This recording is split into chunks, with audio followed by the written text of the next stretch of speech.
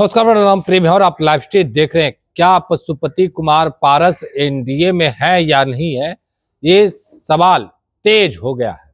देखिए, 2 दिवसीय मैराथन बैठक हुई, तमाम नेता हैं वो इस बैठक में शामिल हुए, पर जीतन राम मांझी के पुत्र है संतोष कुमार सुमन, वो साफ शब्दों में कह रहे हैं कि हम लोग पाछी घटक दल के लोग हैं।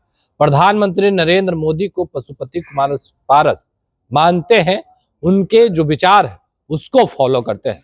बात करने के लिए हमारे साथ श्रवण अग्रवाल है, आरएलजेपी के प्रवक्ता हैं। आप लोग एनडीए में हैं या नहीं है, सीधा सीधी जवाब। नहीं, सीधा सीधी जवाब है। हाँ और सीधा सीधी आपके लिए सवाल भी है। हाँ।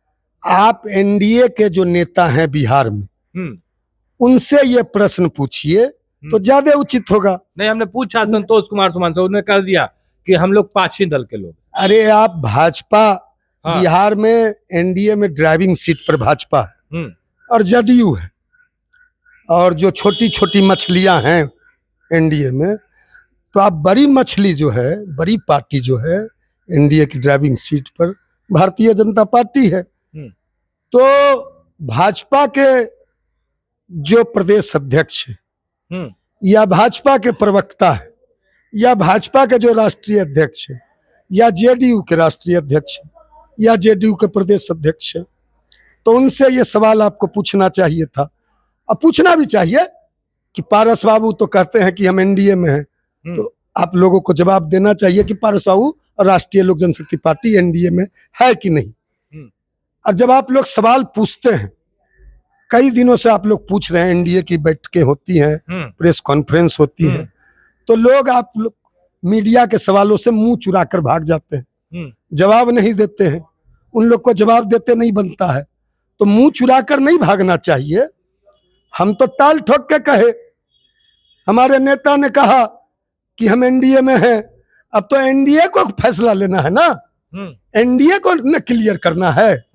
और जहां तक संतोष मांझी जी की बात है, तो संतोष मांझी जी के पिताजी हम लोग के नेता, आदरणीय केंद्रीय मंत्री, बिहार के पूर्व मुख्यमंत्री जीतन राम मांझी जी ने कहा आज से 1 महीना पहले कि रामविलास पासवान जी के विरासत का कोई सच्चा वाहक है तो पशुपति कुमार पारस जी हैं। जब उनके पिताजी इस बात को बोल रहे हैं, अब तो संतोष मांझी जी के बातों का तो कोई उस पर्सन का जवाब ही नहीं हम लोग को देना है। नहीं, चलिए आप ये बताइए, आप लोग एनडीए में है या नहीं है, सीधा। देखिए, 2 दिनों के बैठक के बाद बोले कि प्रेस कॉन्फ्रेंस करेंगे, तमाम जानकारी देंगे, सरबन्नी में कार्यक्रम होगा, उसमें बता दिया जाएगा। 243 सीट पर तैयारी कर रहे हैं, आखिर चल क्या रहा है? नहीं, समय का इंतजार कीजिए, थोड़ा समय का इंतजार कीजिए। आरजेडी में जाने का बात है क्या? अरे थोड़ा सा इंतजार कीजिए, सब्र रखिए। सब कुछ तय हो चुका है। तय हो गया? सब कुछ तय हो चुका है। हाँ। इशारों को अगर समझो, राज को राज रहने दो। अभी राज मत खोलवाइए, अभी पर्दा मत उठवाइए, पर्दा को गिरे रहने दीजिए। हम लोग की पूरी तैयारी है, 243 सीट पर हम लोग तैयारी में लग गए। हमारे नेता दल के राष्ट्रीय अध्यक्ष पारस बाबू ने आह्वान कर दिया 28 नवंबर को सरबन्नी से सारे कार्यकर्ताओं से कि 243 सीट की तैयारी में आज से कार्यकर्ता लग जाए, 243 सीट पर तैयारी में जुट जाए, और हम लोग पूरी मजबूती से, क्योंकि विधानसभा चुनाव का जो समय है बहुत कम समय बचा है। अब यह साल खत्म होगा, अगले साल विधानसभा का चुनाव की तैयारी में सब लोग लग जाएंगे, सब लोग मैदान में चले जाएंगे। पर नीतीश कुमार चिराग पासवान के पार्टी कार्यालय में जा रहे हैं, कई नेता हैं जो स्थापना दिवस के मौके पर पहुंच गए। पारस जी के साथ कौन थे? देखिए, सबसे पहले प्रेम जी, मैं बता देना चाहता हूँ, रामविलास पासवान हमारे दल के नेता, श्रद्धेय नेता, और देश के दलितों, गरीबों, पिछड़ों के सबसे बड़े नेता। 3 भाई, रामविलास पासवान, पशुपति कुमार पारस और रामचंद्र पासवान, तीनों भाई की जोड़ी का पूरा देश मिसाल देता था। राम, लक्ष्मण और भरत की जोड़ी के रूप में तीनों भाई को पूरा देश जानता था। तो 28 नवंबर को हमारे नेता ने सहरबन्नी में जो रामविलास पासवान जी का पैतृक गांव है, वहां एक बड़ा कार्यक्रम रखा था दोनों भाई का, और दोनों भाई के आगे राम लगा हुआ है, रामविलास पासवान और रामचंद्र पासवान। तो लक्ष्मण ने, पारस बाबू ने अपने बड़े भाई राम के मूर्ति का अनावरण रखा था। तो पारस बाबू चाहते थे कि उस दिन मां सीता भी, जो राजकुमारी देवी जी हैं, आदरणीय राजकुमारी देवी जी रामविलास पासवान जी की धर्म पत्नी है, तो हमारे पारस बाबू चाहते थे कि मां सीता भी उस कार्यक्रम में रहे, और रामविलास पासवान जी का जो मूर्ति अनावरण का कार्यक्रम है, मां सीता के ही द्वारा मूर्ति का अनावरण किया जाए।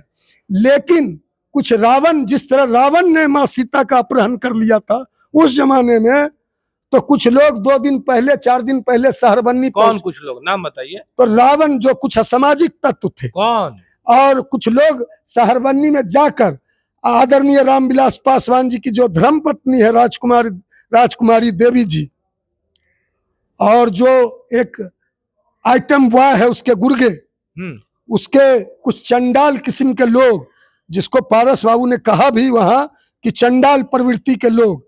चंडाल प्रवृत्ति के लोग के मायने ये कि जो इसके अगल बगल जो चंडाल प्रवृत्ति के लोग असामाजिक तत्व थे और हैं, उन लोगों को पारस बाबू ने चंडाल कहा। तो ये चंडाल प्रवृत्ति के लोग नहीं चाहते थे कि मां सीता उस दिन वहां रहे उस कार्यक्रम में। तो मां सीता का अपहरण करके बलपूर्वक जबरदस्ती बाय फोर्स भेज के यहाँ बुला लिया, लाकर यहाँ कहीं नजरबंद कर लिया, नजरबंद करके रख दिया।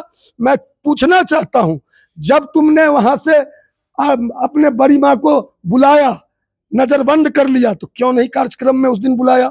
भैसलिन लगा के, झंडू बाम लगा के आंख में रोते हो, बड़ी माँ करते हो, और जब बड़ी माँ को सम्मान देने की बात आती है तो कार्यक्रम में कहीं बड़ी माँ को नहीं बुलाते। चलिए, नहीं बुलाएं 2025 में 243 सीट पर।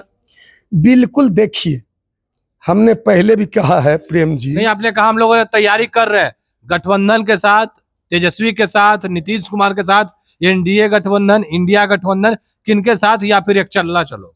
यह तो पार्टी को तय करना है।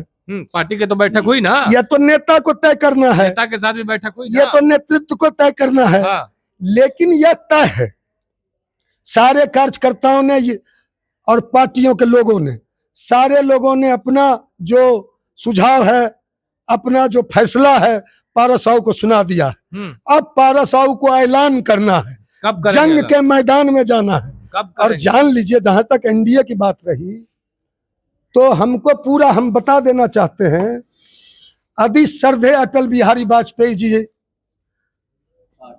जिंदा रहते, यदि अडवाणी जी, लाल कृष्ण अडवाणी जी की भाजपा रहती, नारा लगता था उस समय प्रेम जी, अटल अडवाणी कमल निशान मांग रहा है हिंदुस्तान, बीजेपी के 3 धरोहर, अटल अडवाणी मुरली मनोहर। तो अटल अडवाणी की बीजेपी रहती तो हमारे साथ और हमारे नेता पारस बाबू के साथ, हमारे पार्टी के साथ इतना बड़ा अन्याय नहीं होता। आप जान लीजिए प्रेम जी, इंदिरा गांधी प्रधानमंत्री होती थी देश में, आयरन लेडी, अन्याय हो गया ना, आयरन लेडी कहलाती थी। तो इंदिरा गांधी क्या करती थी, वो पौधा लगाती थी। पौधा लगाती थी कांग्रेस में, तो पौधा जब लगाती थी तो कुछ दिनों बाद वह पौधा को उखाड़ के देखती थी कहीं जड़ जम तो नहीं रहा, और जड़ जमने लगता था तो पौधा को उखाड़ के फेंक देती थी। तो वही हाल आज के भाजपा में, सारा चिराग पासवान की ओर कर रहे हैं। यही, अरे मैंने कहा ना, यही हाल भाजपा में है। आपने 3-5 साल हमारे 5 सांसद से समर्थन ले लिया, मतलब निकल गया तो पहचानते नहीं। तो निश्चित रूप से हम लोग अब अपना तैयारी में लग गए हैं, अपने आप को मजबूत करने में लग गए हैं पूरी मजबूती से, और पूरे 243 सीट पर हम तैयारी में लग गए हैं। किससे गठबंधन होगा? देखिए, राजनीति में बता देना चाहता हूं, आदरणीय देश के गृह मंत्री कहा करते थे ना कि भाजपा का दरवाजा नीतीश कुमार जी के लिए हमेशा बंद हो गया। कैसे दरवाजा खुल गया? दरवाजा खोलकर फिर बीजेपी ने नीतीश कुमार जी को ले लिया। 2020 में भी के बाद भी कहा जब नीतीश जी अलग चले गए, 2024 के पहले तक कहा कि जेडीयू के लिए, नीतीश जी के लिए भाजपा का दरवाजा हमेशा के लिए बंद हो गया है। इसलिए राजनीति में न कोई दोस्त होता है अस्थाई, न कोई अस्थाई शत्रु होता है। कब दोस्त दुश्मन हो जाते हैं, कब शत्रु मित्र हो जाते हैं, कब राजनीति में दरवाजा और खिड़की कभी बंद नहीं किया जाता।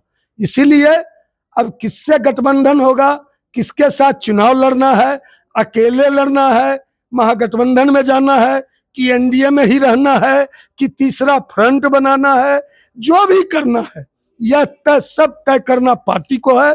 पार्टी जो तय करेगी, लेकिन यह तय है कि राष्ट्रीय लोक जनशक्ति पार्टी के बिना, राष्ट्रीय लोक जनशक्ति पार्टी पारस बाबू के नेतृत्व में 2025 में आप देख लीजिएगा एक बहुत बड़ी निर्णायक ताकत के रूप में आपको दिखेगी, और बिना रालोचपा के बिहार में किसी की सरकार नहीं बनेगी। चलिए, बिना आरएलजेपी के बिहार में किसी की सरकार नहीं बनेगी, ऐसा हम नहीं बल्कि सरवर अग्रवाल कह रहे हैं। फिलहाल के लिए इतना ही। बने रहे लाइव के साथ। धन्यवाद।